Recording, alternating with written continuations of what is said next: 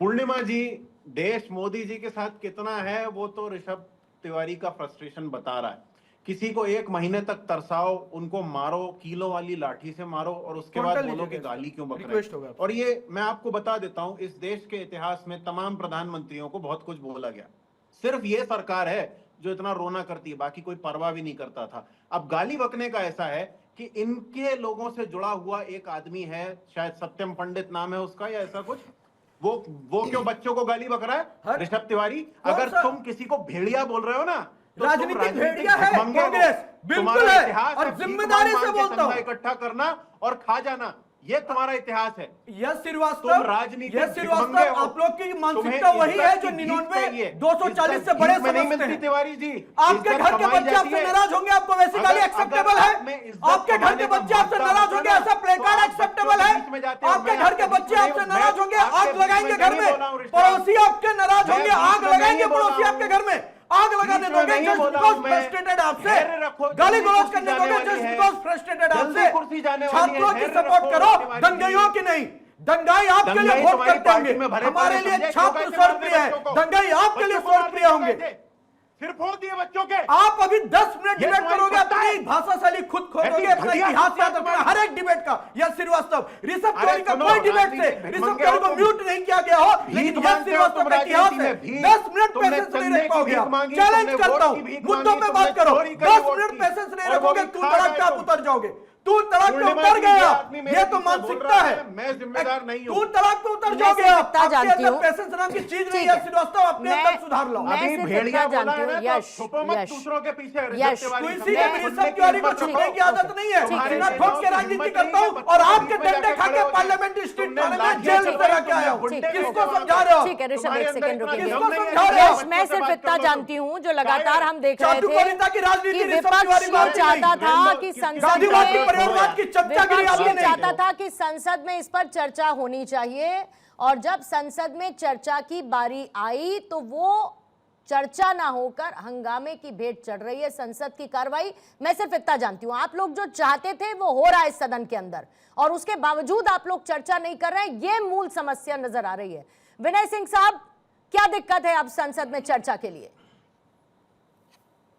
अभी ऋषभ जी जो बोल रहे थे, झूठ की पाठशाला के विद्यार्थी भारतीय जनता पार्टी के लोग, डिग्री गायब नेतृत्व के लोग स्टूडेंट का मतलब क्या जानेंगे? आज जिस तरीके से स्टूडेंट के ऊपर जो उस प्रोटेस्ट में शामिल थे, जो उस आंदोलन में शामिल थे, उनके घर पर पुलिस जा रही है। कितने लोग आज जेलों में बंद हैं, जो आंदोलनकारी हैं जेलों में बंद हैं, उनके ऊपर बर्बरता किया जा रहा है। क्या तय हुआ था माननीय प्रधानमंत्री जी की, जितेंद्र सिंह जी और क्या कहते हैं जो है, इनके बीच में क्या तय हुआ था? बताइए क्या तय हुआ था? जो आंदोलनकारियों के जो केसेस हैं वो वापस लिए जाएंगे, किसी के ऊपर कोई कार्रवाई नहीं की जाएगी। लेकिन आज हो क्या रहा है, उसका जस्ट उल्टा हो रहा है। ये झूठे लोग हैं। अभी जो ऋषभ जी कह रहे थे कि गालियां दी जा रही है मोदी, अरे भूल गए आप ही की विचारधारा के लोगों ने माननीय राष्ट्रीय अध्यक्ष जी के परिवार के ऊपर किस तरह की अभद्र टिप्पणी की थी। सूप हंसे सूप चलनी भी हंसे, जिसके 72 छेद, इसके मास्टरमाइंड आप लोग हैं, इस नैरेटिव को चलाने वाले आप लोग हैं। और आप कह रहे हैं कि लोग बोल रहे हैं, वहां पे जो छात्र है वो बोल रहे हैं। छात्र तो बड़े इस तरीके से अपने आंदोलन को अंजाम दे रहे थे। ये पिंकी चौधरी जो भारतीय जनता पार्टी के ही विचारधारा के लोग हैं, क्या बोल रहे हैं? विनय साहब, क्या बोल रहे हैं? विनय साहब, आंदोलन के लिए कौन बैठा था? छात्र बैठे थे। छात्र बैठे थे।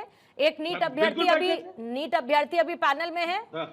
आपने सुना उन्होंने क्या कहा? उन्होंने कहा कि हमें इस पर पॉलिटिक्स नहीं चाहिए, हमें इस पर समाधान चाहिए। एक सेकंड विनय जी, मेरी बात सुनिए। विनय जी मेरी बात सुनिए।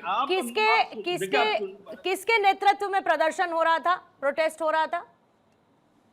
देखिए एक चीज बताएं, विनय जी पहले बताइए तो सही, किसके नेतृत्व में प्रोटेस्ट हो रहा था? किसके नेतृत्व में प्रोटेस्ट हो रहा था विनय जी?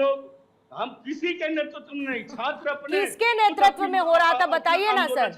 कौन सा डेलीगेशन था जिसके साथ सरकार ने बातचीत की? किसी के तो नेतृत्व में हो रहा था ना। ठीक है, उन्होंने अनाउंस किया कि खत्म कर रहे हैं प्रदर्शन और छात्र वापस लौट जाएं। उन्होंने अनाउंस कर दिया। मिल सकता है क्या? हाँ, एक सेकेंड, उन्होंने अनाउंस किया कि खत्म कर रहे हैं प्रदर्शन। ठीक है, हाँ, नहीं, सर सवाल तो पूछूंगी, आप कहिए मैं सवाल ना पूछूं। नहीं, आप सवाल क्यों नहीं पूछ रही हैं? मैं आपको वहीं लेकर जा रही हूँ, मैं आपको वहीं लेकर जा रही हूँ। मैं ये कह रही हूँ कि प्रदर्शन जिसके नेतृत्व में हो रहा था, प्रदर्शन जिसके नेतृत्व में हो रहा था, उसने कहा प्रदर्शन खत्म। आप चाहते थे सदन में चर्चा हो, सरकार ने कहा सदन में चर्चा के लिए तैयार। बिल्कुल, सरकार ने कहा कानून हम सख्त करने के लिए अमेंडमेंट ला रहे हैं, आप चर्चा में शामिल होइए। लेकिन अब आप उसी चर्चा से भाग रहे हैं क्योंकि आपको बनाना है उसे राजनीति का अखाड़ा। सीधी सी बात है, आपको बनाना है राजनीति का अखाड़ा उस मुद्दे के नाम पर। राजनीति आप कर रहे हैं। अगर आपकी इंटेंट है, अगर आपकी इंटेंट है छात्रों के लिए बेहतर हो, तो सदन में चर्चा करिए, संशोधन बिल को पारित कराइए। आपकी तरफ से कोई सुझाव है तो सुझाव दीजिए भाई, सुझाव है तो सुझाव संसद में दीजिएगा कि बाहर कहीं दीजिएगा। कहाँ देंगे बताइए? अरे मैं तो बोलूंगी ना, आपके 10 बार बोलने से बोलो ना चुप हो जाऊंगी ना ज्यादा बोलूंगी, जितना बोलना है उतना बोलूंगी। मैं कह रही हूँ सदन में चर्चा करिए ना, क्यों भाग रहे हैं मुझे बताइए। वो तो देखा ना, जिसको खत्म करना था आंदोलन वो खत्म कर चुका। छात्रों की जो मांग है वो सबके सामने है कि वो क्या चाहते हैं। ऐसे ही नैरेटिव चलाने वालों भाई आपकी सब फिर इंटेंट पे सवाल उठता है ना, आपका दोहरापन दिख रहा है। शर्म आनी चाहिए मीडिया को, अब तो शर्म आनी चाहिए मीडिया को। ठीक है विनय जी प्लीज, विनय जी गजब है। विनय जी देखा हंसना, चले गए होते लोग। देखा, मैंने भी देखा सर, मैंने भी देखा विनय जी, सब कुछ देखा। सौरभ जी आ जाइए आप, अब आंदोलनकारी सौरभ खूब जी। जानते हैं। अरे हो गया, हरा 3-5 सब कर रहे हैं, पक्ष अपना विपक्ष अपना, सबके 3 पार्ट चल रहे हैं। लेकिन इसके असल मायने जब समझने पर जाएंगे तो ऐसा लगता है कि सरकार को जल्दी है कि ये बिल जरा अमेंडमेंट वाला पास हो तो हम डिलिमिटेशन पर आए, वो इंपॉर्टेंट है। विपक्ष चाहता है कि अरे ये पास हो गया तो फिर डिलिमिटेशन पे चले जाएंगे, तब क्या करेंगे। कुल मिलाकर सुई उसी पर घूम रही है। देखिए पूर्णिमा जी, अभी जिस तरह से हमने देखा समाजवादी पार्टी के प्रवक्ता कुतर्क कर रहे हैं, यही प्रयास इनकी पार्टी का, और तमाम बीच में मत बोलिए मेरे भाई, सभ्यता सीखो। ये देखिए ये संसद नहीं है, यहाँ सभ्यता सीखे किसी के पैनल में बैठे हो। मैंने तो अभी एक शब्द बोला ही नहीं, मैंने तो एक शब्द बोला नहीं, आपको कैसे पता चल गया?